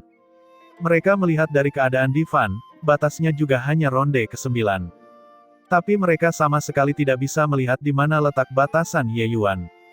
Di ronde ke-7, waktu yang digunakan Ye Yuan sepertinya hampir sama dengan ronde pertama. Waktunya hanya seperempat dari waktu Divan. Situasi aneh seperti ini membuat para jenius ini merasa agak takut. Akhirnya Divan berhasil dikalahkan di ronde ke-9. Setelah itu, dia dipindahkan keluar ruangan, memilih harta mistik Raja Iblis, dan diangkut kembali. Tapi setelah dia keluar, dia menemukan bahwa semua orang menggunakan tatapan aneh untuk melihatnya. Divan bahkan berpikir bahwa semua orang tercengang dengan rekor pertarungannya dan berkata sambil tertawa lebar, semua menggunakan ekspresi seperti ini untuk melihatku untuk apa? Hahaha, tantangan yang diselesaikan kali ini benar-benar membuat saya puas. Berhasil mencapai ronde ke-9. Bahkan jika harta mistik diberikan ke Aulai Yamadara, perjalanan ini juga bermanfaat. Dia masih memiliki temperamen anak muda pada akhirnya. Keceriaan di hati Divan mau tidak mau harus diungkapkan. Dia sepertinya takut orang lain tidak tahu bahwa dia berhasil mencapai level ke-9 dan sedikit pamer tanpa meninggalkan jejak. Namun dia mendapati bahwa semua orang tampaknya tidak mempunyai niat untuk menjadi kaki tangannya. Di antara ke-6 putranya, hubungan Batu dan Divan cukup baik. Melihat situasinya, Batu berkata dengan tatapan aneh, Divan, berhentilah pamer, kamu telah bertemu lawanmu kali ini. Datang dan lihatlah. Ekspresi Divan berubah menjadi bodoh karena takjub, melihat ke arah yang ditunjuk Batu, dan tanpa sadar seluruh tubuhnya bergidik, tatapannya menunjukkan ekspresi keheranan. Mengenai tatapan Divan, semua orang tidak merasa terkejut. Setelah masing-masing dari 6 putra anggrek terkemuka keluar, praktis mereka semua memiliki ekspresi ini. Tepat pada saat ini, pedang panjang Ye Yuan dikirim ke dada pihak lain sekali lagi. Putaran ke-8, selesai. Divan sepertinya tersengat listrik oleh sesuatu, seluruh tubuhnya gemetar, ketika dia berkata dengan tidak percaya, bagaimana ini mungkin? Dia, seorang jenderal iblis yang telah mencapai penyelesaian besar, benar-benar dapat mencapai ronde ke-9. Tidak, tunggu, ada sesuatu yang... Diam, Batu tiba-tiba berteriak dingin, memotong kata-kata Divan. Divan terkejut karena ketakutan dan baru saja akan lepas kendali, tetapi kemudian dia mendengar Batu berkata dengan nada dingin, jika kamu tidak ingin mati, tutup mulutmu. Batu, kamu berani marah padaku, kata Divan dengan ekspresi cemberut. Batu memandangnya seperti memandang orang bodoh dan berkata, apa yang ingin kamu katakan, kami semua tahu. Nuode mengatakannya, lalu dia mati. Ekspresi Divan berubah. Melihat mata semua orang, dia tiba-tiba mengerti sesuatu. Pikiran kami sama denganmu pada awalnya. Namun sekarang, kami menemukan bahwa mungkin hal itu tidak sesederhana yang kita kira. Kekuatannya sangat kuat, kata Batu. Divan sepertinya disiram baskom berisi air dingin. Momentum gagah berani yang sebelumnya menghilang seketika tanpa jejak. Dia sebenarnya bukan yang pertama. Melihat Ye Yuan yang saat ini sedang dalam pertarungan sengit dalam proyeksi, Divan tiba-tiba merasa agak ragu dengan dirinya. Mungkinkah dia benar-benar kalah dari Jenderal Iblis yang sudah selesai? Hasil ini membuatnya agak tidak bisa menerimanya. Dia melihat ke arah Ye Yuan yang agak kesulitan dalam proyeksinya dan tiba-tiba menemukan sedikit penghiburan dan berkata sambil tersenyum dingin, Kekuatan petarung ke-8 ini, aku sangat jelas. Tidak mungkin dia bisa menyelesaikannya. Saat suaranya memudar, semua orang menggunakan tatapan aneh untuk melihatnya lagi. Divan tercengang dan berkata, kenapa, aku salah bicara lagi. Kalian semua melihat penampilannya, apakah sepertinya dia bisa menang? Beberapa orang ingin tertawa tetapi tidak berani tertawa. Bagaimanapun, kekuatan Divan ditempatkan di sana. Benar-benar mengganggunya tidak akan memberikan hasil yang baik. Batu benar-benar tidak bisa melihatnya, menceritakan situasi Ye Yuan yang melampaui kemampuan Divan. Setelah Divan mendengarnya, dia menatap dengan mata terbelalak dan lidahnya keluh. Ia sendiri juga menuai hasil yang besar dalam tantangan kali ini. Tapi bermain seperti Ye Yuan, dia benar-benar tidak berani. Apalagi setelah ronde ke-7, masing-masing lawan terlalu kuat, nyaris menekannya hingga tak bisa bernapas. Selama dia sedikit santai, itu bukan masalah menang atau kalah, tapi masalah hidup dan mati. Dengan ini, Divan benar-benar tidak marah lagi, menonton satu-satunya proyeksi di arena dengan patuh bersama yang lain. Namun di dalam hatinya, dia berdoa dengan panik agar Ye Yuan kalah dari penjaga ke-8. Tapi dia kecewa dengan sangat cepat. Tusukan lurus Ye Yuan yang polos dan biasa langsung mengenai kepala lawannya. Putaran ke-8, selesai. Dilihat dari proyeksinya, gerakan ini terlalu biasa dan biasa saja. Mereka tidak tahu mengapa penjaga itu bahkan tidak bisa memblokir pedang sesederhana itu. Meskipun semua orang tidak berani menyuarakan keraguan mereka, di lubuk hati mereka yang terdalam, kecurigaan semua orang tidak pernah hilang sebelumnya. Saat bocah ini keluar, saya pasti akan bertanding dengannya. Saya tidak percaya bahwa tidak ada sesuatu pun yang mencurigakan di sini. Divan berkata dalam hatinya sambil mendengus dingin. Prestasi pertempuran Ye Yuan benar-benar telah menginjak-injak harga dirinya. Sebagai orang nomor 1 dari 6 putra anggrek terkemuka, dia tidak dapat menerima hal ini. Namun, keajaiban masih jauh dari selesai. Ye Yuan tampaknya telah melakukan peretasan, masih maju tanpa tergesa-gesa. Putaran ke-9, putaran ke-10, putaran ke-11, putaran ke-12. Selamat kepada nomor tuan 3 arena yang telah menyelesaikan ronde ke-12, mendapatkan hadiah kedua. Suara tua itu terdengar sekali lagi. Semua orang merasakan hawa dingin merambat di punggung mereka. Sampai pada level mana orang ini akan menyelesaikannya? Mungkinkah dia akan menyelesaikannya? Ini juga terlalu abnormal. 6 ronde terakhir jelas lebih sulit dari sebelumnya. Mungkin, dia seharusnya sudah mencapai batas kemampuannya kan? Mengenai seruan di luar, Ye Yuan sama sekali tidak menyadarinya. Dalam perjalanannya, kekuatan Ye Yuan bisa dikatakan telah meningkat pesat. Pemahamannya terhadap hukum bela diri tidak hanya telah mencapai tingkat penyelesaian sempurna di surga lapis ketiga tahap awal, namun ia juga membuat kemajuan besar dalam hukum tata ruang. Ye Yuan punya perasaan bahwa hukum tata ruangnya mungkin mencapai titik penyelesaian besar surga lapis pertama tahap awal. Penjaga babak ke-13 adalah seorang wanita yang sangat cantik dan tampak dingin. Anak muda, bisa melangkah ke langkah ini, kamu sungguh luar biasa. Tapi itu berakhir di sini, kata wanita itu. Ye Yuan tersenyum dan berkata, berhentilah bertele-tele, ayo mulai. Pedangku sudah tidak sanggup menahan rasa haus dan lapar. Alis wanita dingin itu berkerut dan dia berkata sambil mendengus dingin, anak nakal yang sombong. Awasi pedangnya. Ye Yuan tertawa keras dan berkata, pengguna pedang lainnya, sempurna. Selesai berbicara, Ye Yuan mengeluarkan Casing Moon, sosoknya langsung menghilang. Kecepatan Ye Yuan sangat cepat, tidak bisa melihat dengan mata telanjang sama sekali. Dua pedang berpotongan, semburan udara dingin masuk ke tubuh Ye Yuan dari pedang panjang, hampir membekukannya. Kejutan Ye Yuan tidak berarti apa-apa, mundur seperti kilat. Suara wanita dingin itu tiba-tiba terdengar di telinga Ye Yuan, mau lari. Sangat terlambat. Jantung Ye Yuan berdebar kencang. Wanita ini memiliki gerakan yang sangat cepat. Sambil berbicara, pedang panjang itu sudah sampai di leher Ye Yuan. Pembunuhan hantu. Pada saat hidup dan mati, Ye Yuan melepaskan teknik pembunuhan hantu tanpa ragu sedikit pun, kecepatannya tiba-tiba semakin eksplosif. Mempersempit menghindari pedang ini. Kedua sosok itu sangat cepat, bertukar 100 pedang dalam sekejap mata, hampir berimbang. Kejutan di hati Ye Yuan sangat besar. Melepaskan pembunuhan hantu dengan kekuatannya saat ini, kekuatan itu tidak bisa lagi disebutkan dalam nafas yang sama seperti di masa lalu. Ditambah dengan penambahan hukum tata ruang, langkah Ye Yuan ini praktis tidak memiliki solusi. Namun, wanita ini sebenarnya mampu mengimbangi kecepatannya. Dua sosok terpisah. Mata Ye Yuan menunjukkan ekspresi gentar. Wanita dingin itu juga memperlihatkan ekspresi terkejut. Tentu saja dia tidak menyangka kalau kekuatan Ye Yuan ternyata begitu kuat. Tidak heran kamu bisa sampai di sini. Memang benar, kamu punya beberapa kemampuan, kata wanita berwajah dingin itu. Ye Yuan menarik napas dalam-dalam dan berkata sambil tersenyum. Kamu juga sangat kuat, kamu benar-benar bisa memasukkan hukum es ke dalam dao pedang.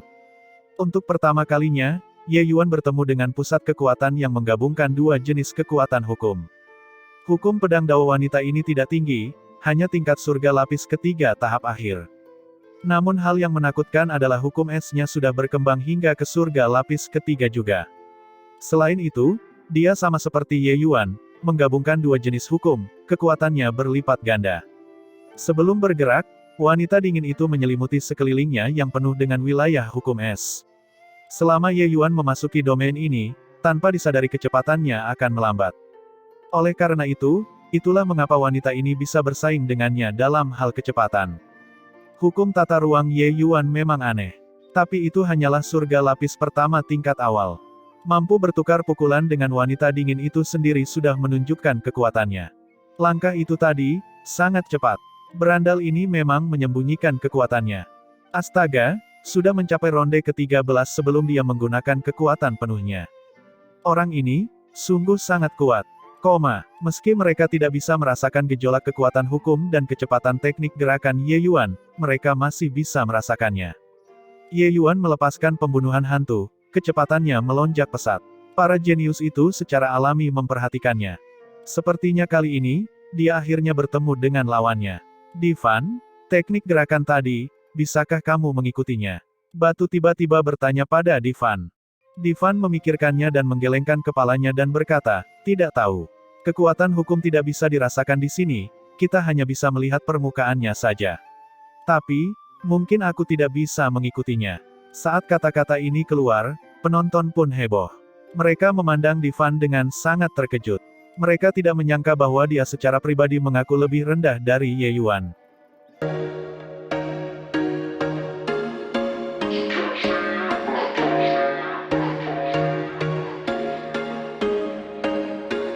There was once a day that I would pray for you. I'd go and misbehave just so you'd notice too. Sneaking looks up and down from across the room. Damn, what a hell of a